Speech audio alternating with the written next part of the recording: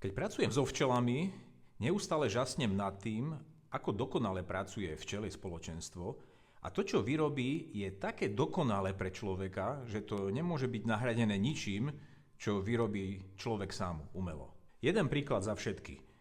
Od svojich včiel beriem vosk, propolis, med a vyrábam z nich prírodnú kozmetiku. Ľudia mi potom píšu e-maily, ako im to veľmi pomáha, či už je to iba suchá pleť alebo nejaké atopické ekzémy. Ako je to možné?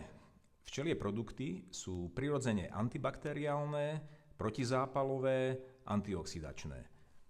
Takýto balzam na ruky od včiel sa nikdy nepokazí. Skúste sa pozrieť doma na krémy, ktoré máte z drogérie. Určite obsahujú vodu a tým pádom umelé konzervanty. Lebo tam, kde je voda, tam sú vždy baktérie. Musíme si dávať pozor na to, čo konzumujeme, čo si dávame na pokožku. Dnes je na svete viac alergikov ako kedykoľvek predtým.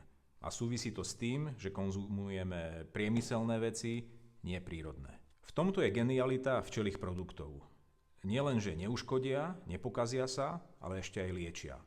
Dajme šancu včelám a pomôžeme si sami.